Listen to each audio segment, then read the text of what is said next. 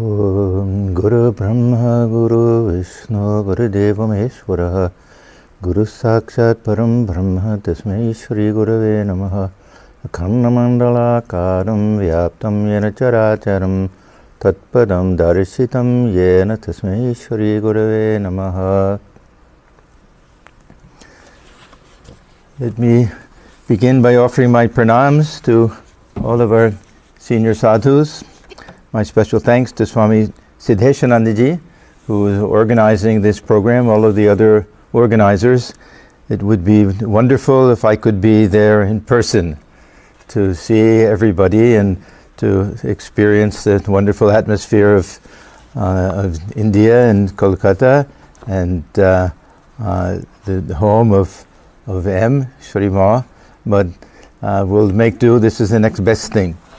I've been asked to say a few words about Swami Swahanandaji from the perspective of having lived with him and worked with him, served him, Swami Swahanandaji as I've seen him. The difficulty is always that it ends up being very personal, and it's almost impossible to give a reminiscence like this without bringing myself into it. So I feel a little shy about that, but it's unavoidable, and I won't make any attempt to avoid it, because my relationship with Swamiji was very personal, and it's only through relating incidents that I had with him that I can really give a glimpse into his personality and what he meant to me. My association with him lasted almost 40 years. I met Swami Swahanandaji first in 1974. I had already been to India, and I was already steadfast and devotee of Sri Ramakrishna and Holy Mother Swamiji, and I was visiting some friends in San Francisco, and I was told, it was suggested to me by one of the devotees that I should visit Swami Swahanandaji, who was in charge of the Berkeley Center at that time. So I was in San Francisco maybe a week, but I ended up going 3 different times during that week. There was a metro that one could take that would go all the way from San Francisco to Berkeley. So I remember the first time I went, and I was struck by how welcoming he was. Of course, I had some type of introduction, so I wasn't a complete stranger. He knew I was a devotee, but how he invited me in and served tea and sat. We had a long chat. I told him about my desire to become a monk at that time, and I was so charmed by him that I came back either the next day or the day after, and then a third time during this short visit. On one of the trips, we went for a long walk together. Those who knew Swamiji at the end of his life have no idea how strong and tall and straight and thin and athletic he was when he was younger. Some of you will have heard about his prowess as a volleyball player, and how he was captain of his volleyball team at Calcutta University. But in any event, I could barely keep up with him. He walked so fast and was so chatty and so open that it was really a great joy. The third time I went, I got to hear him conduct a class on Bhagavad Gita, which was also something very wonderful. So we formed a little bit of a bond at this first meeting, even though I didn't see him again for a good number of years after that. I used to write to him every year at Durga Puja time. These were the old days before email, when people would send their Vijay Pranam, handwritten letters with red ink. Many of you remember those old days. And he would always reply. So we kept up a relationship through all those years, which turned out to be something very, very important for me. In the meantime, I formed a great desire to do some study, to learn Sanskrit and to learn Bengali. I had a great desire to be able to read the Kautamrita in the original, and Gita especially, Upanishads also in the original Sanskrit. So I started taking some classes, and the next thing I knew that I was enrolled in a PhD program at the University of Pennsylvania, And as part of that, I had a year scholarship to go to India. And I lived in Kolkata and formed a very close relationship with Swami Swahanandaji. And really, I offer my pranam to Swami Swahanandaji. He was very instrumental and very helpful in my life. He encouraged me very much to join the order. At that time, my future was a bit uncertain. And he said to me, look, you're 30 years old, and there's a 30-year age limit. Put in an application for joining now. And probably they'll tell you to wait and finish your degree first, but at least it'll be on record that you tried to join before passing 30. He wanted me to join under him at the Institute of Culture. So I did that. I wrote to the General Secretary, Swami Atmajnananandaji Maharaj, and his reply was very interesting. We knew he would say, oh, let him finish first. Second thing he said was, tell him to write to Swami Swahanandaji, who was now in Southern California, the Hollywood Center, to write to him and request permission to join under him. So I was very happy that I would have that opportunity. A little disappointed, of course. It would have been nice to stay in India with all the holy atmosphere and everything, but I was so attracted to Swami Swahanandaji that it was very nice. Now, Swami Swahanandaji was very matter-of-fact about things. He was not one to get overly emotional and say, oh, how wonderful, you want to join, please come. So the reply I got was also very interesting and typical of him. He wrote to me, we have a quota. We have space for 45 monastic members and we're full. He said, but I'll make an exception for you. That's the way he put it. But you have to finish your degree. He said the same thing. Finish your degree and then you can come. So I did that. In 1981, I submitted my dissertation. It was accepted, and immediately I flew out. At that time, this was beginning of March 1981, Swami Swahanandaji was still in India. There was a big monks conference. Many of you will remember in 1980. And he hadn't come back yet. So when he came back, I was one of the ones who went to the airport to greet him. And he looked at me with a big smile that he had, and he only had one question. Did you finish your degree? I said, yes, Maharaj. He said, very good. So that began my period of 16 years in Southern California. I didn't stay at the main center. I stayed in one of our branch centers, a retreat center in Trabuco Canyon. But Swamiji came every month, and I would be his attendant, and I would travel with him, and I would bring tea to his room and sit with him and everything. So I had ample opportunity for his company in those days. Now, despite all of our plans about putting in my application early, there were some difficulties with my joining. I won't go into the whole thing. It was a technicality, some early initiation I had. And initially I wasn't accepted. I was told that better I remain independent.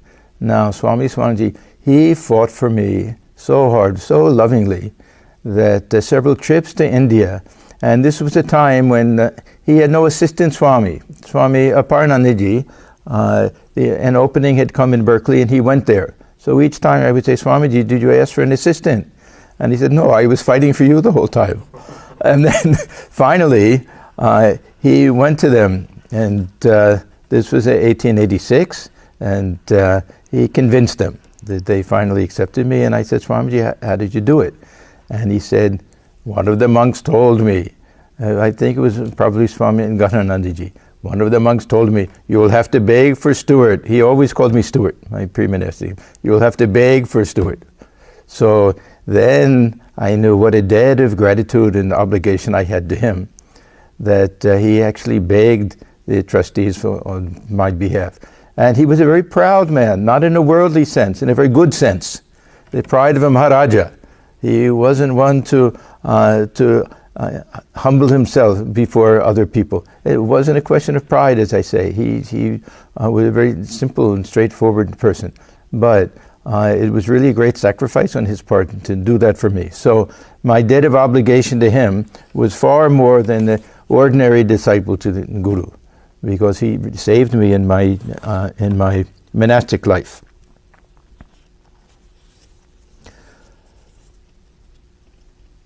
Sometime after this, within a couple of years, he came to me one day, and he had a piece of paper, I'll never forget, And I don't think it was the original, probably a Xerox copy of a handwritten Bengali letter, a short thing.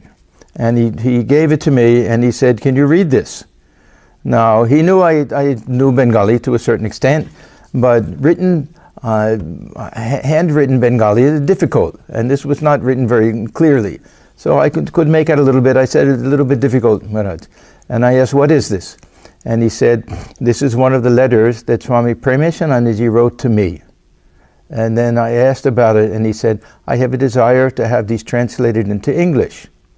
Now, fortunately, within a short period of time, another great devotee of the order, his name was Satchidananda Dhar, Dr. Dhar.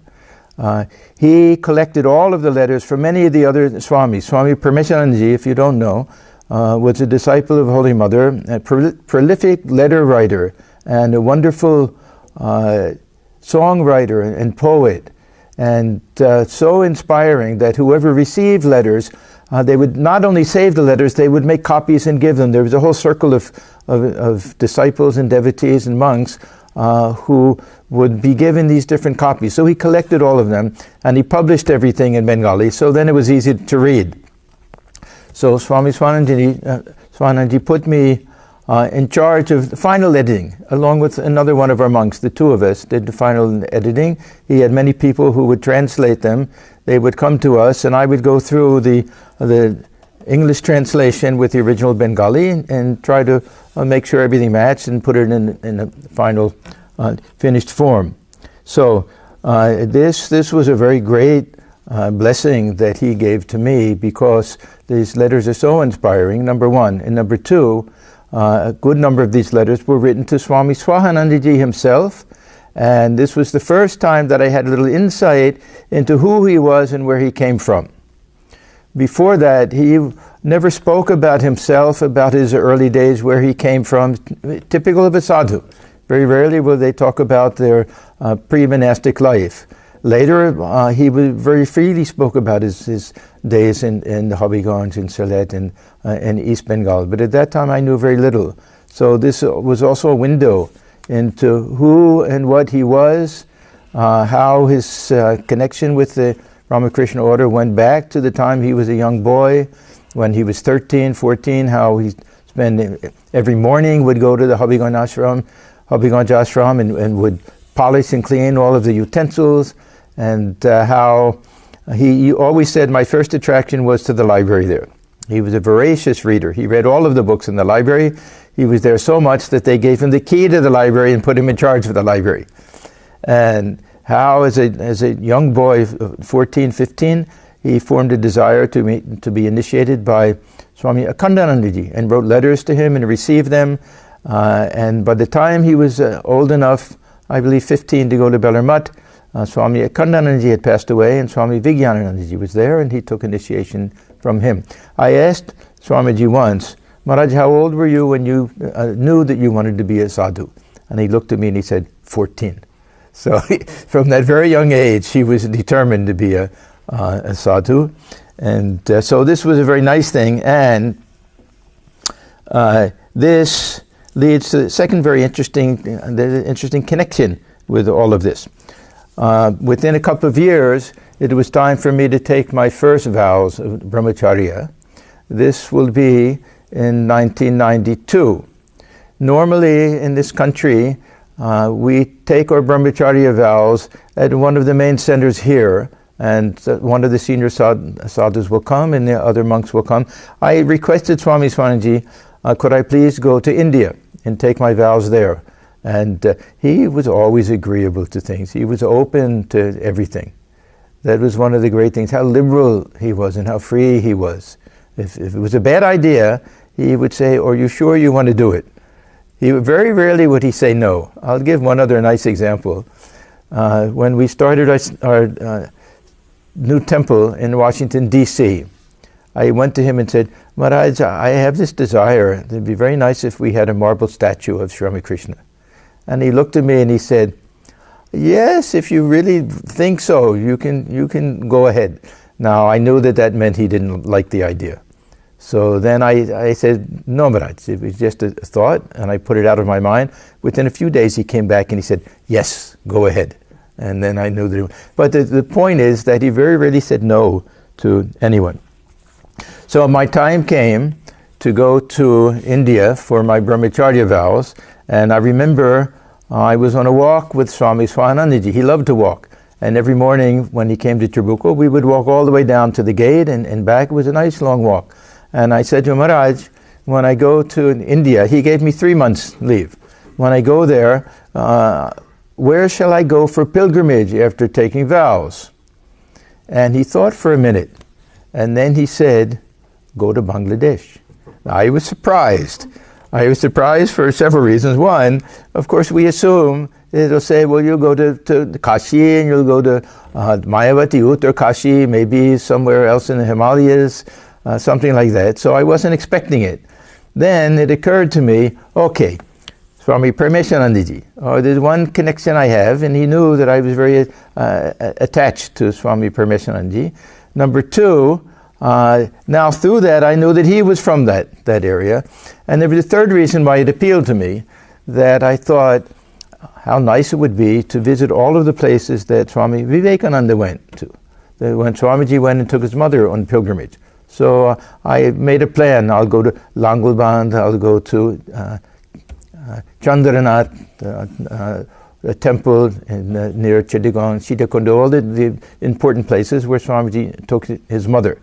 Now the thing that I didn't quite realize at that time is that Swami Swahanandaji was bestowing a tremendous blessing upon me. He was bringing me within the fold of his own family.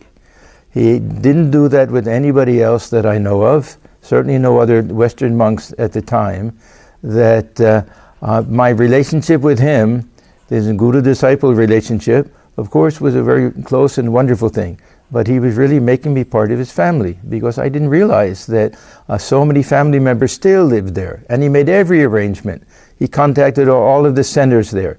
Of course, he was very close with Swami Aksharanandaji in Dhaka. I went there, he arranged everything for me.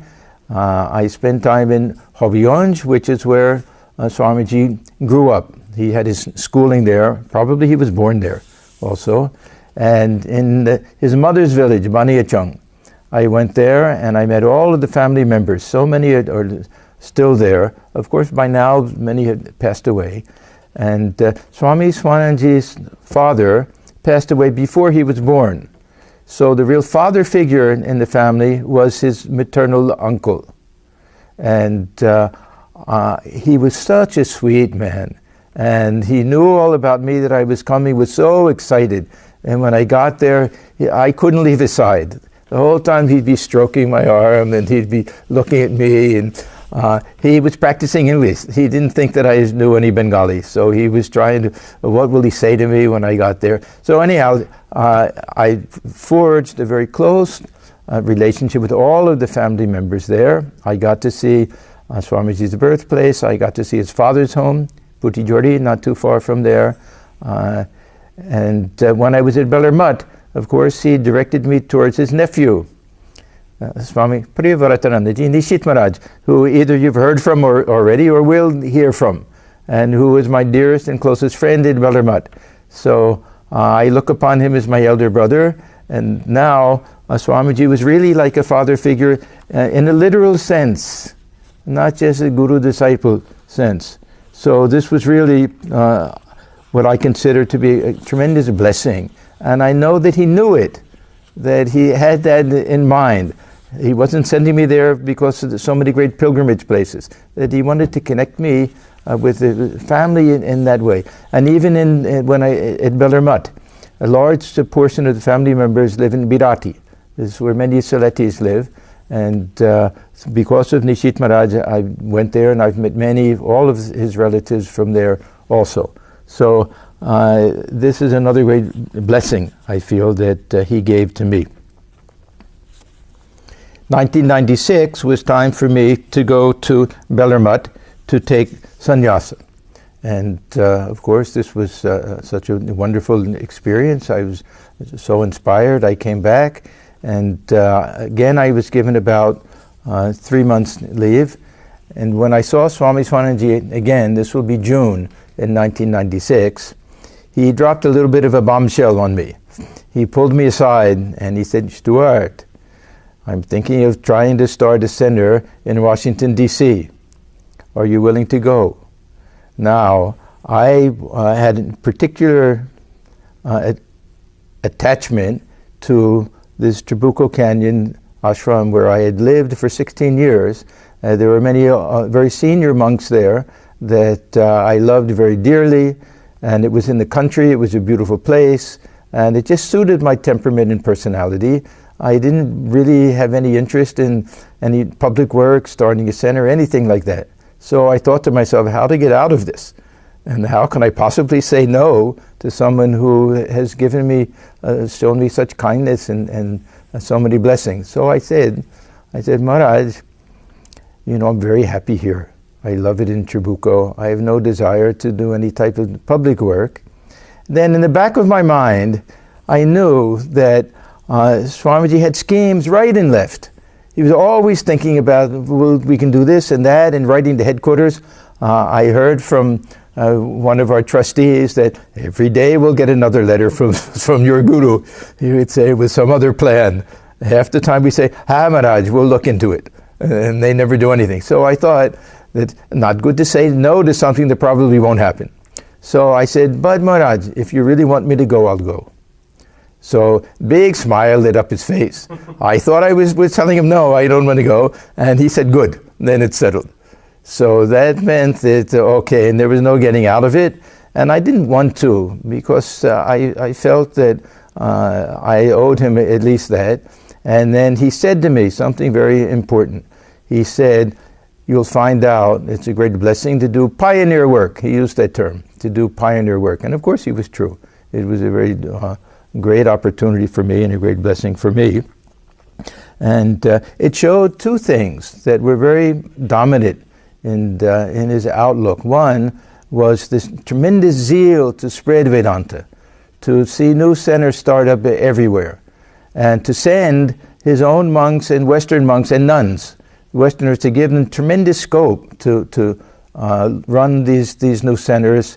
He was one of the early Swamis to even allow them to give lectures. Many of the other centers didn't do that at that time. And he had a special idea that, which he got from Gopesh Maharaj, Swami Swahanandaji, was another tremendous influence on his life. I'm sure you know, I mentioned Swami Atmajnananandaji, but also there's Gopesh Maharaj. And Gopesh Maharaj used to say, we should have a center in every large city in every district, every area or capital city. And Swami Swahanandaji, you remember, was head of the Delhi center, so he knew how important it was to have it. So he tried to start centers in so many different places, but always had in the back of his mind, there should be a center in Washington, D.C. So he contacted headquarters. He fought again very hard for that, and ultimately they accepted. And so I was sent there to look after, to manage the center. He of course remained the head of the center, and this began a kind of a new phase in our relationship. And now we were kind of co-workers. I was really doing his bidding. Whatever I felt he wanted to see in a new center, this is what I tried to do. I tried to execute his vision for what a center would be like. And he always loved devotees around. He loved things to be open. He loved things to be free. So I did my best to do that. We had several trips together. I especially enjoyed our plane trips together. This was a very interesting thing for me. First of all, my hearing isn't so good that I have a little trouble when there's an outside noise, a little difficult to hear. This is number one. Number two, on the train, there's always, on the plane, there's always a little noise from the engine. Number three, Swami Swahanandaji liked to take his dentures out when he was traveling. It always bothered him. And number four, he always spoke to me in Bengali on these trips. So how much did I understand? I would follow about 50%. I knew the gist of it. Half the time he was thinking out loud about plans for the center and everything. But it was such an intimate feeling and relationship how he was confiding in me and trusting in me, and the mere fact that he spoke to me in his mother tongue. It was very touching for me, and that's one of the sweetest memories that I have of Swami Swahanandaji, when we would be sitting next to each other on the plane, and he with his teeth out and his heavy Sylheti accent and not very good pronunciation, and me with my bad hearing and poor Bengali and the noise of the plane, but still, just sitting side by side is a very beautiful memory. It's hard to explain, but a very beautiful memory that I have. But one of the trips that we took, we decided the local devotees had looked at different properties for us to purchase. There wasn't anything really settled here at that time. So we went together to 3 different places. I wasn't very impressed with any of them, but we thought we had very limited funds, and at least we can start out. Places were a little bit crowded, there wasn't much room, no parking, some difficulties. The next day, one devotee said, a different one, I'm also a real estate agent, can I show you a few places? And Swami Swahanandaji was too tired that day. He said, Stuart, you go on your own. So I went with another devotee, and we were shown a few places. The very last place we saw, the snow was falling and it was filled with trees. It was more out in the country. We drove in, the deer were romping around, and I looked at this place and I said, this is perfect. And so we went back and we told him, and price was about double. And he said, Stuart, are you willing to take on the extra debt and loan and everything? I said, yes, Maharaj. Then he said, all right, then go for it. He never even saw it. This is faith and confidence he had in those that he chose to do some type of work. He had a very nice way of saying when he wanted you to do something, he would just say, lagao, then go for it. So many times I would say, Maharaj, is it all right if we do this? He'll think he'd say, lagao, go for it. So this is how we got that property. And after that, Swamiji came every year, twice a year usually, for maybe 8 or 10 days, and what they call Anandar Heart, this mart of joy. When he came, he was so relaxed. Hollywood is a place of constant energy and hustle and bustle and problems and difficulties, and everyone has some questions for he no time to really relax. And when he came to Washington, he could just sit back, and the devotees loved him. They flocked to him. We read about this power of attraction. We saw it when he came to our Washington Center, how constant flow of devotees, always bringing things and gifts and food, and we all ate together. And then after eating, there would be joke sessions. He loved to tell jokes, and he loved to listen to jokes. And he would tell his jokes and laugh at his own jokes. And it was just a joy to see him. Devotees would come and massage his arms and legs, and he would just lean back and go for walks. He loved to walk and talk with the devotees. So I have so many very beautiful memories of the different trips that Swamiji made here. I also used to go back. The original idea when he sent me to Washington was that every 2 months in the winter you'll take a break, rather than a summer break, a winter break, and you'll come back and you'll stay in Southern California. It never happened. It never happened. Things started moving very fast here, and it wasn't possible for me to get away, but I would go for a couple of weeks every winter, and I'll spend some time in Trabuco and then spend some time with Swami Swahanandaji in the Hollywood Center, and we would go for walks together. And I remember one particular walk and a conversation that we had. Swamiji was quite old at this point. His health was very bad, and whatever different attendants he had, they had all gone for some reason. Maybe one went to India, maybe one was at a sub-center. I don't remember the exact reason, but there was no one really to look after him. So I said, Maharaj, it's very sad that this time of life when you really need someone to be constantly with you, there's no one there.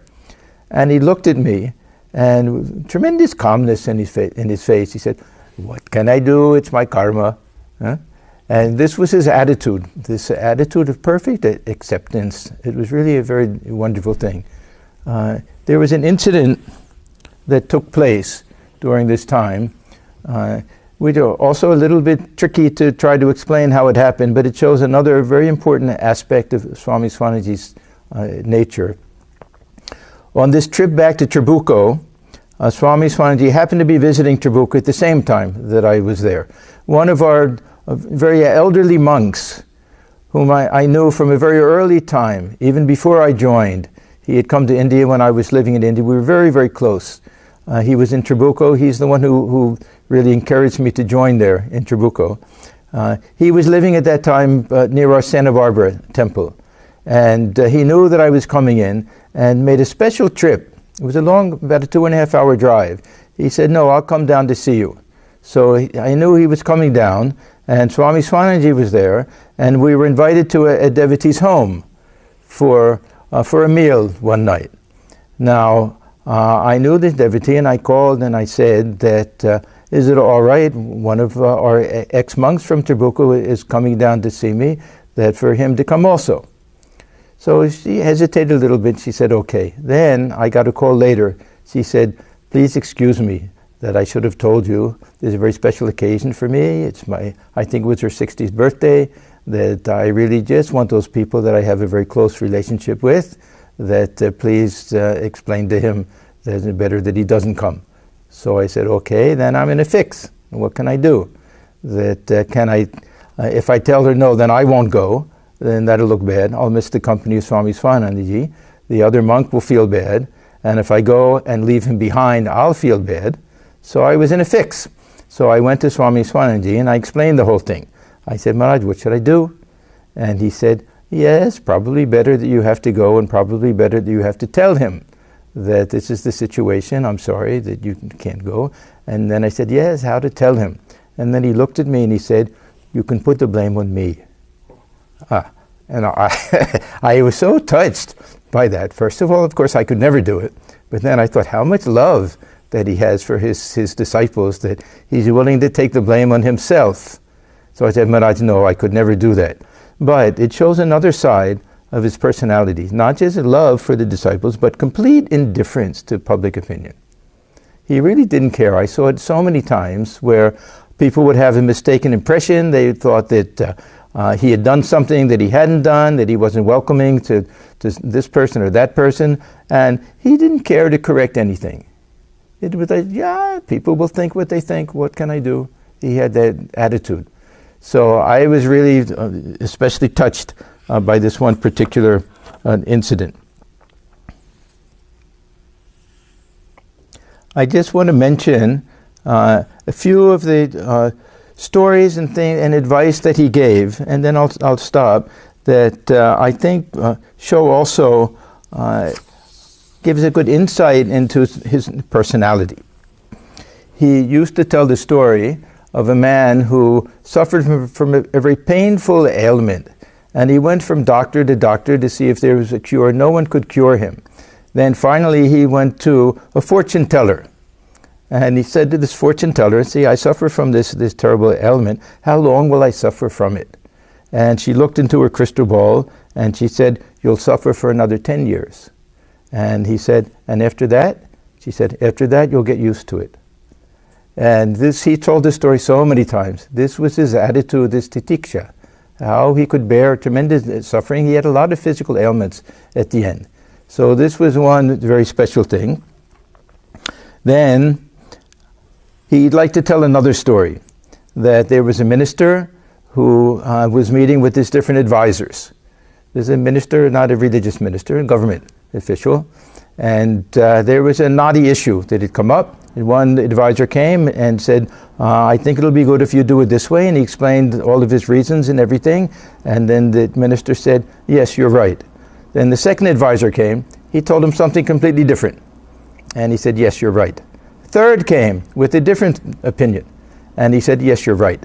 Then they all left. Now his wife was there watching and listening the whole time, and she said to him, what kind of man are you, that whoever says anything you simply say, yes, you're right? Have you no backbone? Have you no ideas of your own? Have you no opinion? You just go along with what anybody says? What kind of man are you? And he looked at his wife and he said, yes, you're right. And this was so typical of Swami Swahanandaji, that he saw everybody's point of view, And as I said before, he very rarely said no. He very rarely said, no, that's wrong. He would say, yes, you can look at it that way. And he would say, try it. Someone would say, well, what do you think? He said, give it a try and see if it works out. So this was very typical of his nature. And very final piece of advice that I heard him give many times. Of course, I could go on, but let me start with this.